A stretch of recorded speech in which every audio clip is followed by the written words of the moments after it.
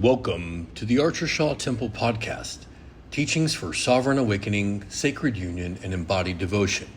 I'm Christopher Shaw, here with Aeon Archer. May this transmission meet you exactly where you are and open the next doorway on your path.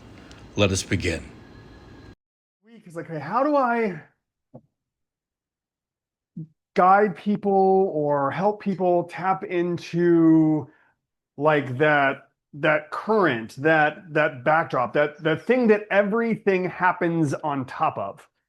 You know, 'cause I kind of think of it like if you go to the cinema, there's a screen, but if nothing's playing on it, it's just a screen. The screen is always there, but over the years, many different movies play on that exact same screen from beginning to finish to end. Or I look at it like, how do you guide people into like the depth of the ocean? Because, you know, a few meters down below the waves, it's absolutely silent. It's absolutely still. But not a single wave would exist unless that depth exists, unless that stillness exists. Like everything in our lives, everything in all of existence happens on this backdrop of stillness. And it's available to all of us. So I was like, okay, well, I'm just going to share a story about, you know, a time where I first experienced this stillness and what it took to get me there. So I'm going to share this story with you. So a few years ago, I was driving across country by myself, and somewhere along the way, I decided to take a little detour into the mountains of Southern California. And I ended up at this lake called Lake Arrowhead. And I found this place overlooking the lake. The water stretched out below me, and I was sitting on top of this mountain, and the mountains wrapped around the horizon. And above me was this enormous sky that just seemed to go on forever. And for reasons I still don't fully understand, I sat down. And what started as a moment turned into an hour. And an hour turned into several hours. In total, I sat there in that one spot for nearly 10 hours. Now, before anybody romanticizes this story, I need you to understand something. The first part was not beautiful. The first part was incredibly uncomfortable because within 15 minutes, I wanted to leave. I wanted to get up. But part of me was looking for any reason to get up. Part of me wanted to check my phone. Part of me wanted to call somebody because people were coming to mind and I hadn't thought about them for months. And I was like, oh, I should call them. Conversations I wanted to have. Conversations I wished I had handled differently. Problems I suddenly felt compelled to solve.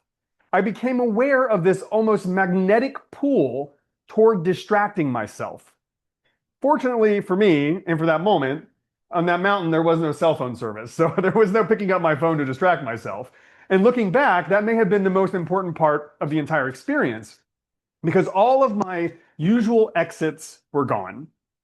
I couldn't reach for a text message. I couldn't scroll Instagram. I couldn't check my email. I couldn't go online and disappear into somebody else's life for a while. I was left with only two options: leave or stay.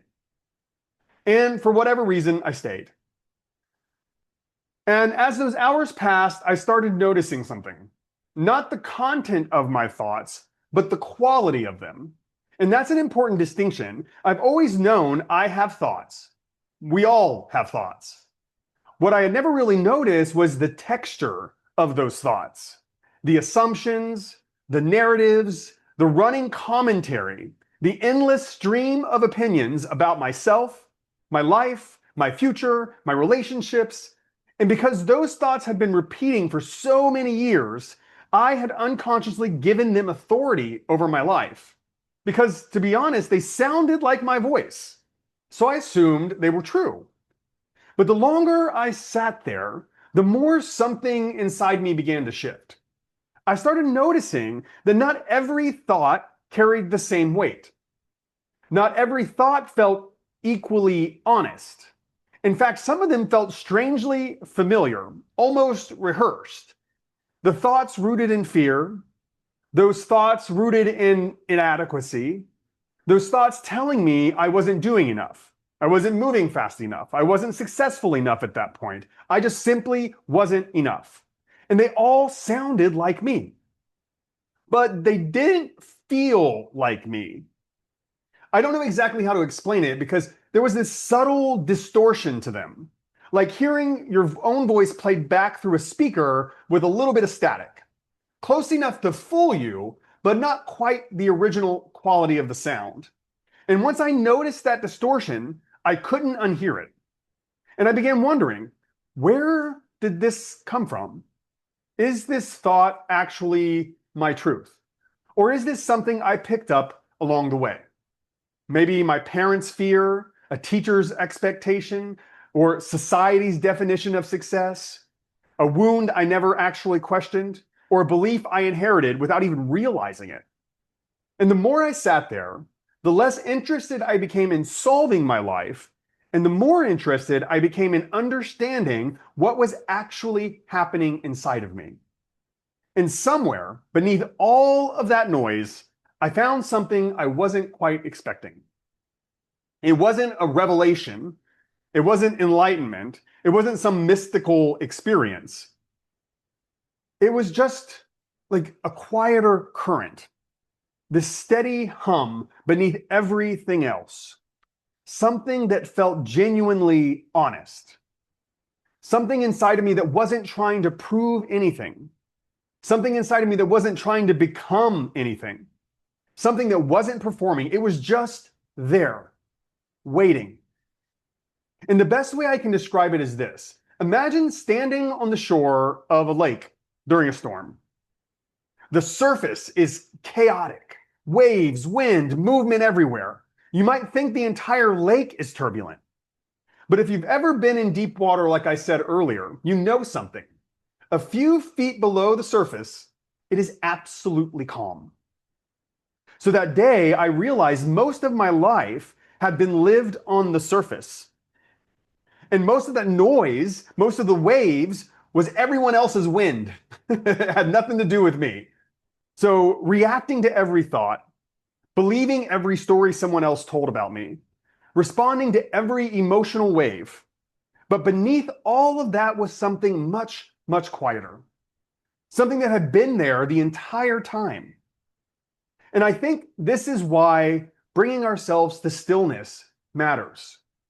Not because stillness is peaceful, it is, but sometimes stillness is deeply uncomfortable. And sometimes stillness introduces us to grief that we have not acknowledged.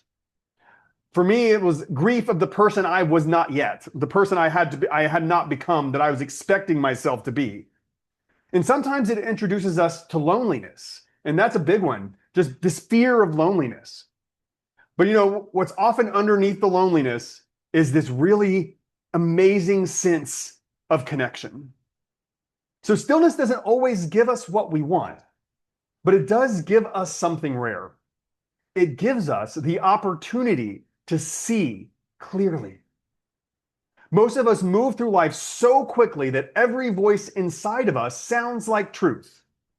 The voice of fear, the voice of shame, the voice of obligation, the voice of culture, the voice of family. And the interesting thing is, what I learned was oftentimes someone else's insult, when they first say it, sounds like their voice. But after a little while, if I take that insult and I start to believe it, it no longer sounds like their voice, it starts to sound like mine. And it was never mine to begin with. The voice of comparison with social media, they're all talking at the same time, all of this noise. And I sat on top of that mountain long enough to start to see and feel beneath that noise. Because they're all speaking through my mind. And so we mistake all of those voices as our own.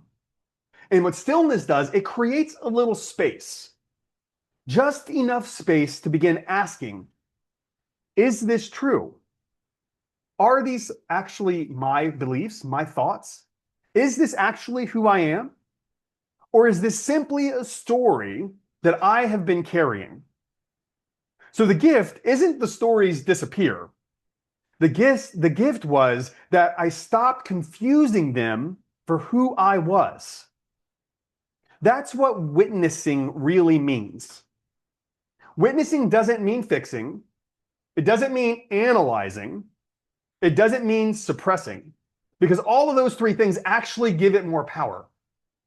It means learning how to sit beside your experience without immediately becoming it. It's the willingness to say, fear is here, leaving it that simple. Grief is here, leaving it there. Anger is here. The moment we decide to pick those up and start analyzing it, pulling it apart, that's when it starts to stick. That's when we start making it a part of ourselves. But witnessing is just simply stepping back and saying, this is what I'm experiencing right now. And through all of it, there is something else here too. The one who simply notices. The awareness in which all of it is appearing. The witness. The deeper current. The witness is that screen at the movie theater that all the stories play on. The witness is the blank page that every story is written on. The witness is the deep current that every wave happens on top of. And the witness is you. The part of you that existed before the world started telling you who you needed to become. And perhaps that's why silence can feel so confronting, because in a world that is constantly asking something from us, what are you building today? What are you earning? What's next for you? Who should you be? Who are you becoming? How are you performing? Silence is one of the few places where nothing is asking anything of you. For a moment, you get to stop becoming. For a moment, you get to stop performing. For a moment, you get to stop managing everyone else's expectations. And in that space, something remarkable becomes possible. You get to meet yourself. Not the version of you shaped by fear, not the version of you shaped by obligation, not the version of you shaped by endless striving, just yourself. And that's what happened for me on top of that mountain that day. And what I discovered sitting beside the lake is that silence didn't tell me who I was. It simply revealed everything that I wasn't. And when enough of that fell away, what remained didn't need to be created. It had been there the entire time. So let's take a breath together and close with prayer. Take a deep breath in. Divine Presence, thank you for the gift of this moment. Thank you for the awareness that is here now, this moment. Thank you for the deeper current that has been present through every chapter, every moment of our lives.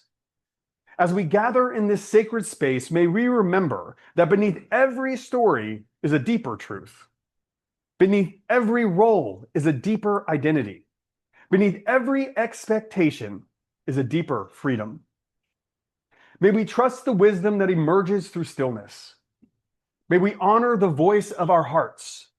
May we become familiar with the quiet presence that lives beneath the movement of the mind. May we recognize the witness, the awareness that sees, the awareness that knows, the awareness that remains. And as we move through the days ahead, may we carry this remembrance with us, that the sacred is here, that presence is here, that we are already held within something vast, loving, and wise. May we rest in that knowing. May we walk in that knowing. May we live from that knowing. And may the deeper current continue to guide us home. Om Namah Shivaya. Amen. Aho. Ashe. And so it is. Christopher will now lead us in today's guided meditation to embody this teaching.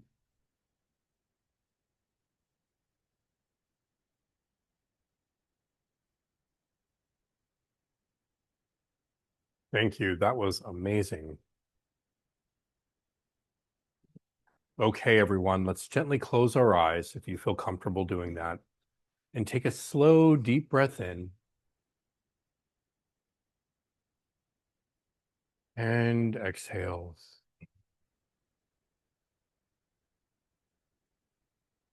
Again, deep breath in and release. One more deep breath in allowing yourself to settle into this moment. Noticing the support beneath your body, the rhythm of your breath. Notice the simple fact that you are here. There is nowhere else to be. Only this breath. Only this moment. Only this awareness. And allow your attention to rest on the sounds around you. Perhaps sounds close by. Perhaps sounds in the distance. Simply noticing, listening, receiving.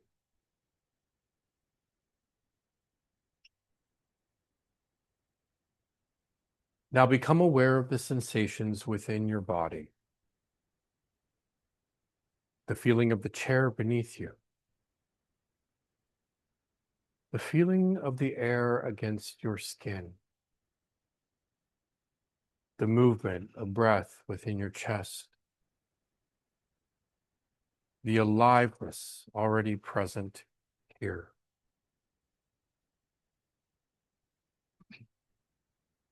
And now notice the movement of the mind. Thoughts appearing, images appearing, memories appearing, plans appearing, ideas appearing. Not attaching to those, but just noticing that awareness is here for all of it. Awareness welcomes every thought. Awareness makes room for every experience. And now notice the movement of emotion. Perhaps calm, perhaps gratitude, perhaps excitement, perhaps something else. Whatever is present is welcome. Thoughts arise. Emotions arise. Sensations arise. Sounds arise. And awareness remains. Now imagine now that you are sitting beside a vast, beautiful lake. The surface of the water reflects the movements of the wind, the light dancing across the waves, life continuing to move.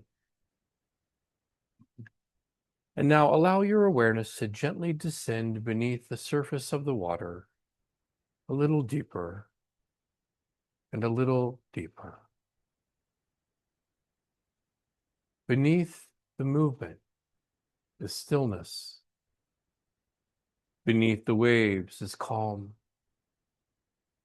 Beneath the changing surface is a quiet current, steady, present, and unmoving.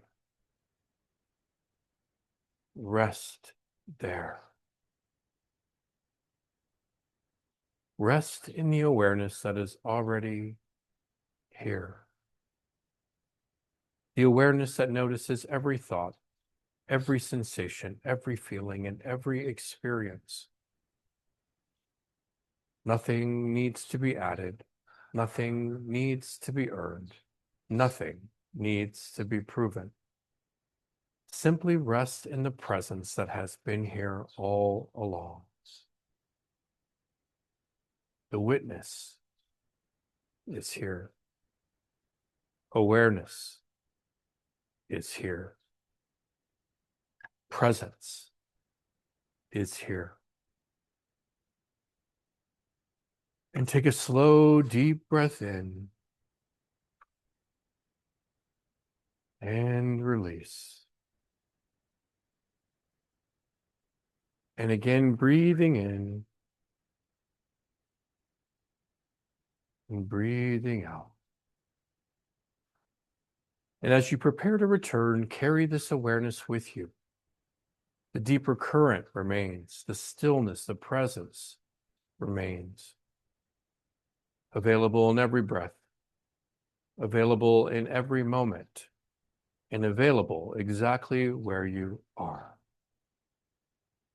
Bringing your awareness back into your body, bringing your awareness back into this community, and bringing your awareness back into this moment. And when you are ready, gently open your eyes and come back to this place.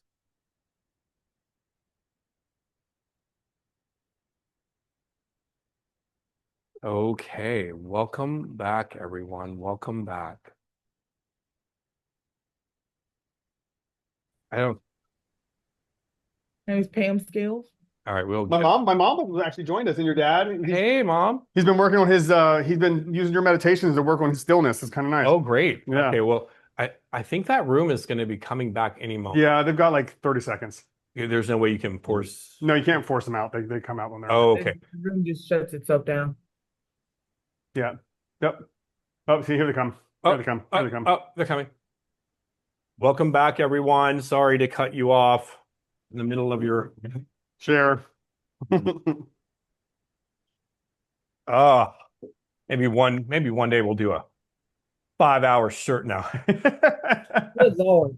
All right, everyone, welcome back. So glad that I hope you all enjoyed your breakout rooms. It was really nice to connect with you all intimately. Before we move into announcements, we'd like to take a moment for sacred exchange. Every week, people gather here from around the world. Together we pray, we meditate, we remember, and we create a field of presence that extends far beyond this Zoom room. Merkaba Temple exists because people choose to support it, not as customers, not as consumers, but as stewards, as participants, as people who believe that spaces like this matter. So in a world filled with noise, this community creates space for stillness. Oh, thank God. In a world filled with division, this community creates space for connection. In a world constantly asking for our attention, this community creates space for presence. So every service, every meditation, every teaching, musical offering, breakout room, prayer, every moment of connection is made possible because members of this community choose to support it. If Merkaba Temple has touched your life, if these weekly gatherings have supported your spiritual journey, if this community has helped you feel more connected, more present, more awake, and more alive, we invite you to participate in today's offering.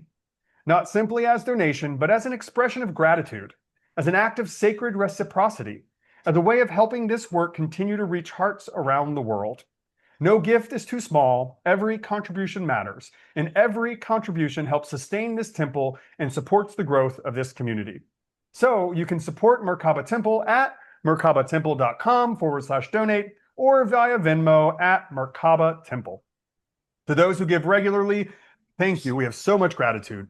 To those who give occasionally, we have gratitude. And to those who support through prayer, service, encouragement, and presence, we say thank you. You're helping create a sanctuary where people can gather, remember, and awaken together. And for that, we are truly grateful. I remember about 10 months ago when we first started Merkaba Temple, we didn't even know how we would pay for our Zoom room. And today we're able to do that thanks to all of you. So thank you so much.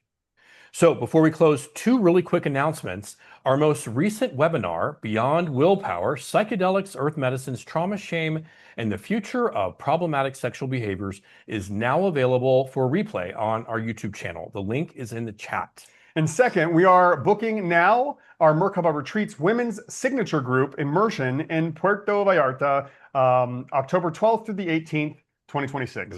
Ladies. This intimate retreat is designed for women who are ready to step away from the noise of daily life, reconnect with themselves, heal, grow, and remember what truly matters. If this speaks to you, or if someone immediately comes to mind as you're hearing this, we invite you to schedule a complimentary call with us to learn more. And if you know a woman who might benefit from this experience, please tell her about it. Sometimes a simple invitation changes a life. And you can learn more at merkabaretreats.com. Thank you for being here with us at Archer Shaw Temple. If something in this teaching helped your body soften or brought you back into yourself, let it keep moving. Share it with someone who's ready. This temple is sustained through conscious participation, through those who feel the resonance and choose to support the work from clarity, not pressure. If you feel called into right exchange, you're welcome to support the mission on Venmo at Merkaba Temple, all one word. And if you'd like to go deeper, you can schedule a complimentary soul alignment session at archershaw.guru. Until next time, take care of your nervous system, walk gently, and stay close to what's true.